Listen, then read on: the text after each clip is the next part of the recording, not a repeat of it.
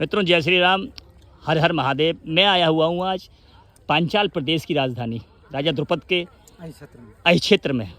यहाँ पर लगभग 5200 वर्ष पुराना विश्व का प्रथम पिरामिड बना हुआ है। और जैसा कि पिरामिड के शीर्ष पर महादेव की स्थापना होती है, ये भी वही है।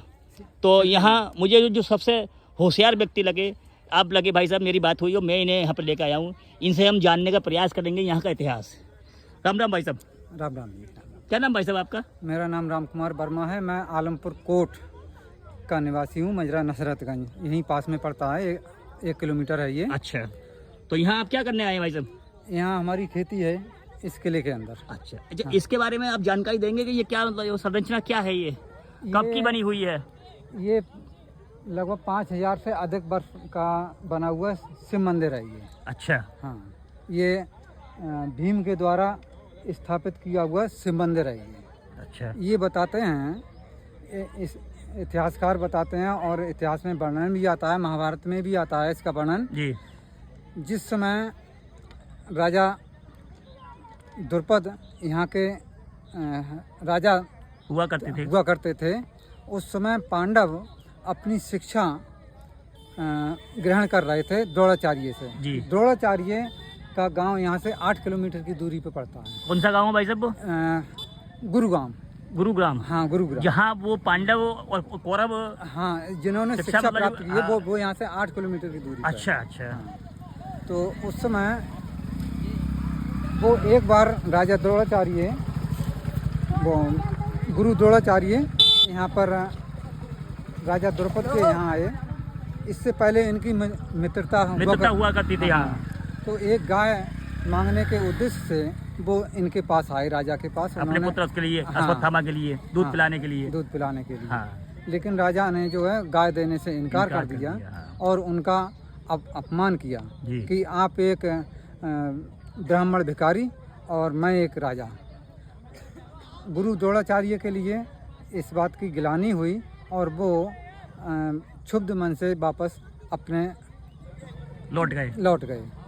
इसके बाद में उनके जो शिष्य थे पांडव, उन्होंने उनसे पूछा कि आप इतने उदास क्यों हैं गुरुजी। तो उन्होंने इसका कारण बताया।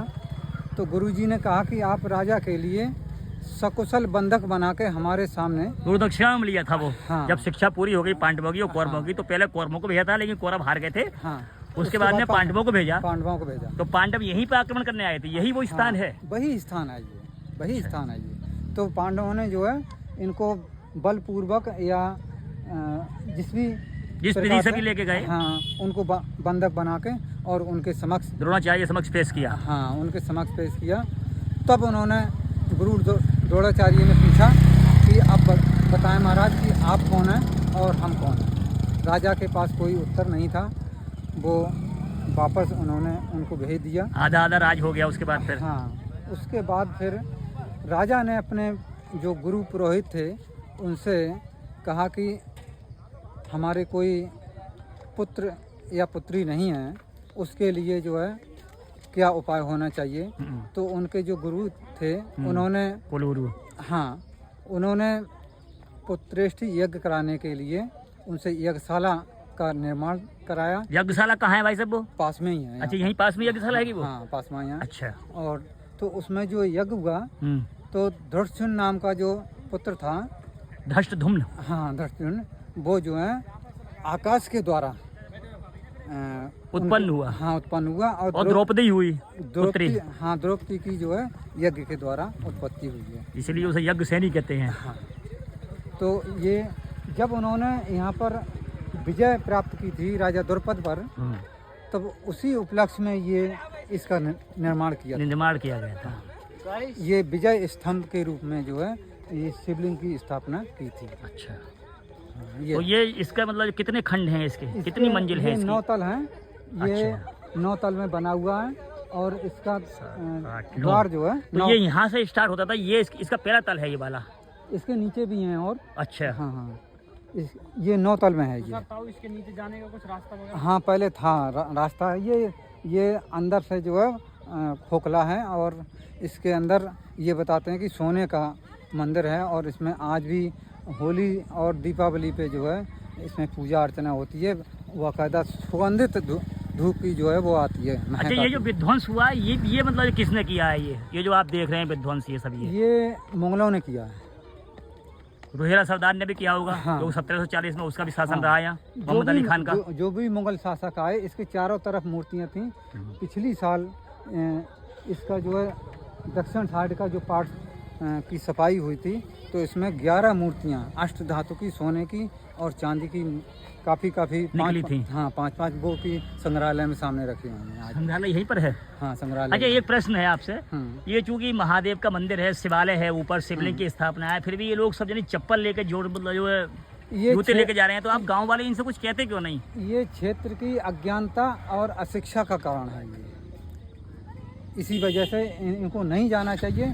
ये शिव मंदिर है और इस पर सामने लिखा हुआ भी है, ये हाँ। संतधार संरचना मंदिर, फिर भी हाँ। जूते चप्पल लेके जा रहे हैं। क्या इन्हें हाँ। बिल्कुल अज्ञानता है? कहते ये जो है पाप में डूब रहे हैं। हाँ, पाप में ये हिंदू सनातन की सबसे बड़ी धरोहर है। ये बिल्कुल सही कह रहे हैं। सनातन धर्म की सबसे बड़ी धरोहर है और ये साक्षात तपोभूमि है। ये बिल्कुल हिंदुओं की तपोभूमि रही है, वीरों की तपोभूमि रही है और ऋषि मुनियों की ऐतिहासिक स्थान है। बहुत इतना पुराना ऐतिहासिक इस स्थान जो है कहीं भी आसपास में नहीं है। और एक चीज़ और है, जो पांडवों ने अज्ञातवास के दौरान जो यक्ष ने प्रश्न किए थे, वो स्थान यहाँ से 9 किलोमीटर की दूरी पे लीलोर झील वो यहीं पे है। पास में ये लीलोर झील पास में ही है यहाँ से। और जो उस समय स्नान किया करते थे यहाँ से जा कर के, वो स्थान यहाँ से आधा किलोमीटर की दूरी पे है, जिसको कि कहा जाता था कि 100 बार काशी के नहाने से जो